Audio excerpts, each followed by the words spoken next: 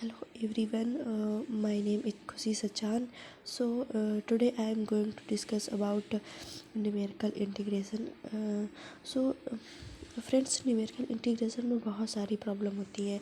जैसे कि हम सबसे पहला क्वेश्चन ये है कि हम न्यूमेरिकल इंटीग्रेशन को यूज क्यों करते हैं। तो न्यूमेरिकल इंटीग्रेशन को यूज करने का रीज़न ये है कि जैसे मेरा कोई फंक्शन है एफ ऑफ एक्स। ये फंक्शन या तो हमको बहुत ही कॉम्प्लेक्स दिया है या इसको हम एनालिटिकली सॉल्व नहीं कर सकते हैं, या सॉल्व भी कर सकते हैं तो सॉल्व करना बहुत डिफ़िकल्ट होता है। और कभी कभी हमको ये फंक्शन की फॉर्म ही नहीं पता होती है कि इसमें कौन सा फंक्शन है। तो ऐसी जगह पे जब हमको इंटीग्रेशन करना होता है तो हमको न्यूमेरिकल इंटीग्रेशन की ज़रूरत पड़ती है। तो न्यूमेरिकल इंटीग्रेशन क्या करता है, चीज़ों जो एरिया अंडर द कर्व है उसको एक अप्रॉक्सीमेट सोल्यूशन हमको देता है। सो तो हम इसको न्यूमेरिकल इंटीग्रेशन करते कैसे हैं।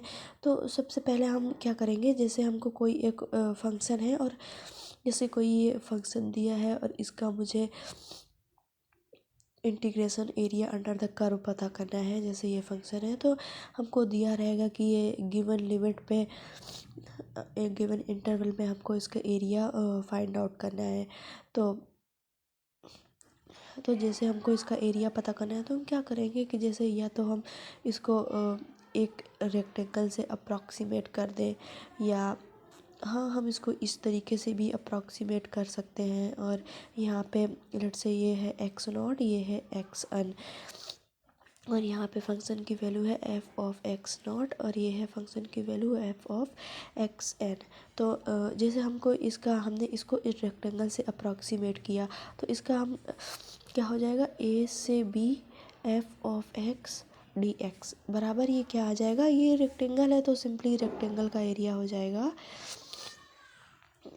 रेक्टेंगल का area B minus A into F of X not.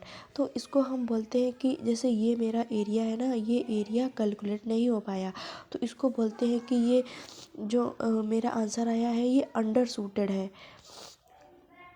मतलब कि मेरा जो एरिया है ना, बहुत सारा एरिया छूट गया है। और अगर हम इसको इस तरीके से अप्रॉक्सीमेट करते हैं, ये वाला एरिया ले लें तो इससे क्या होता है, ये मेरा आया F of X D X, और ये हो गया B minus F of X N पे वैल्यू। तो ये इसको बोलते हैं ओवर सूटेड मतलब ये जो मेरा एरिया है ना, इसको हमने ज़्यादा कंसीडर कर लिया अपने फंक्शन की वैल्यू से। तो ये रीजन हो गया। इस रीजन में अपना जो रिजल्ट आता है ना, वो रिजल्ट बहुत सही नहीं आता है, क्योंकि इसकी वजह से मेरा यहाँ पे देखो, अगर हम इसको कंसीडर करते हैं तो ये एरिया मेरा रह जाता है। और अगर हम इसको कंसीडर करते हैं तो ये मेरा एरिया जो एक्चुअल वैल्यू है उससे बहुत ज़्यादा हो जाता है। इस वजह से ये मेरा आंसर ना ये बहुत सही नहीं आता है, मतलब एक्यूरेट नहीं आता है।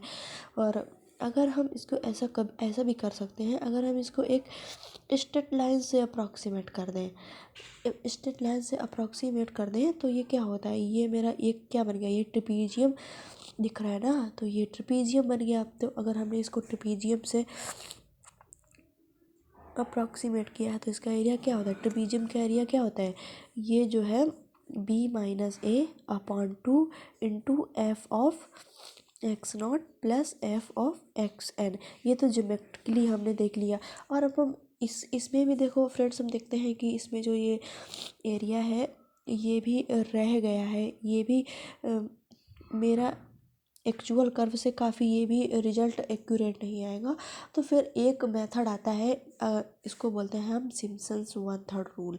तो हम सिम्पसन्स 1/3 रूल में क्या करते हैं कि ये जो मेरा कर्व है ना, इस कर्व को हम पैराबोला से अप्रॉक्सीमेट कर देते हैं।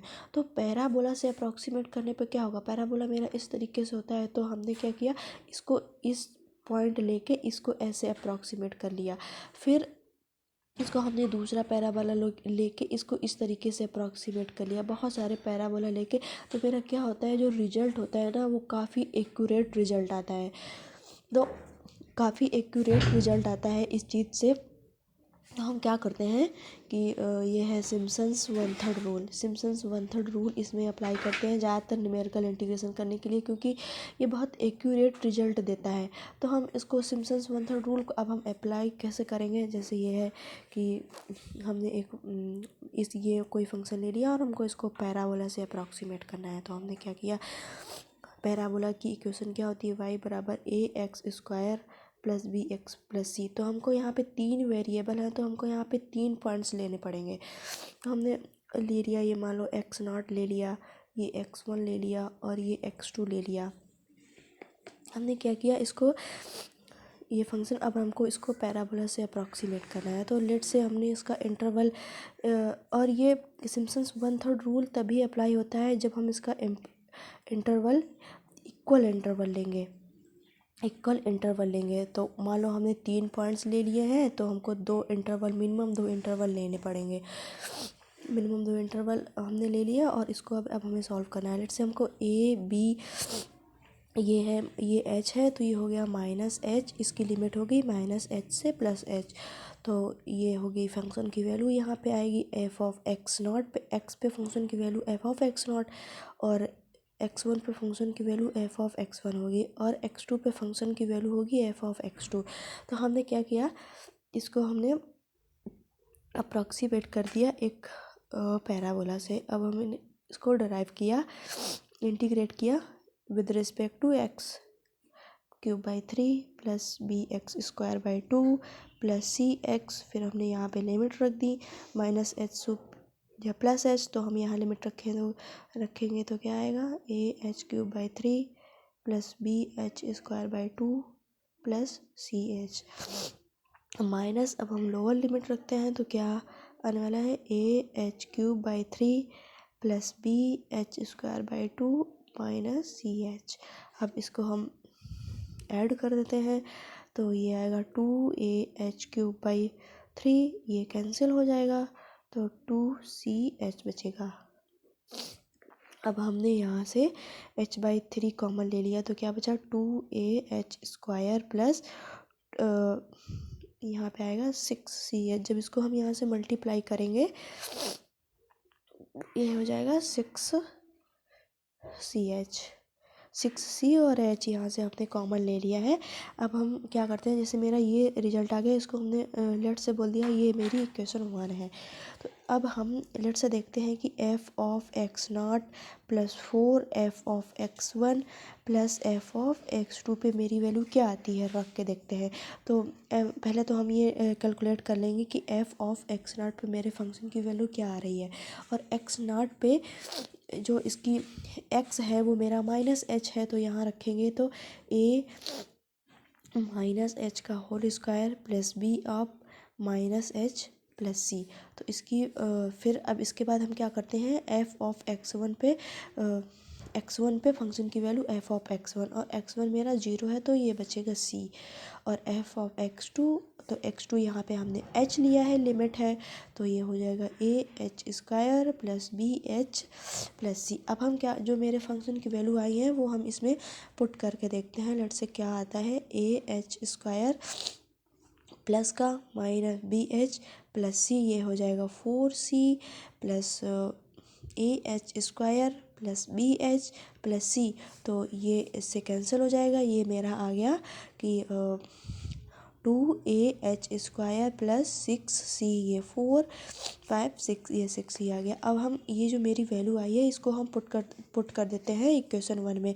तो मेरा इक्वेशन क्या बनता है, f of x0 plus 4f of x1 plus f of x2 बनता है, और यही ये जो इंटीग्रल है इसकी वैल्यू यही होती है f ऑफ dx। सो ये आ गया मेरा सिम्पसन्स 1/3 का फार्मूला। सो इस तरीके से हम कर सकते हैं। Thank you.